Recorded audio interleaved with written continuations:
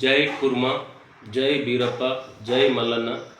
మరి ఈరోజు తెలంగాణ రాష్ట్రంలో ఉన్నటువంటి కుర్మ కులానికి తెలియజేస్తున్నది ఏంటంటే, మరి మార్చి నెలలో కేంద్ర ప్రభుత్వం జనగణన కులగణన చేయుటకు మరి నిర్ణయం తీసుకున్నట్టు తెలుస్తూ ఉంది.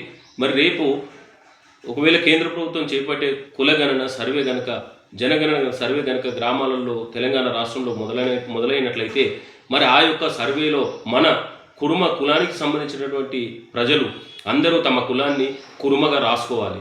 మరి ఎందుకంటే గతంలో కేసీఆర్ ప్రభుత్వంలో నిర్వహించినటువంటి కులగణన జనగణన సర్వేలో మరి మన వాళ్ళంతా గొల్ల అని యాదవ్ అని ఆ రకంగా రాసుకున్నారు. మరి అట్లా రాసుకోవడం మూలంగా మనము కుర్మలో ఉంటే బీసీ బి సీరియల్ నెంబర్ 11 మన రిజర్వేషను.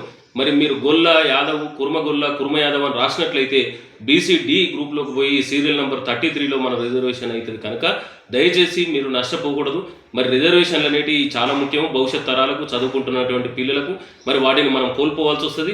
మరి అదేవిధంగా మీరు సొంత కులాన్ని వదిలి వేరే కులాన్ని పెట్టుకున్నట్లయితే మన కులం కూడా కనుమరుగవుతుంది. మరి ప్రభుత్వం గుర్తించినటువంటి జనాభా లెక్కలలో మనం తగ్గినట్లయితే ప్రభుత్వం ఇచ్చేటటువంటి ఫలితాలు కూడా మనకు తక్కువనే అందుతాయి. కనుక దయచేసి కుర్మ కులస్తులందరూ మనం కురువంశస్థులము, మనకు దేశ చరిత్ర ఉంది, ప్రపంచవ్యాప్తంగా మనల్ని షెఫర్డ్ అంటారు. కనుక దయచేసి ఈ కుర్మ కులాన్ని తెలంగాణలో కాపాడాలి.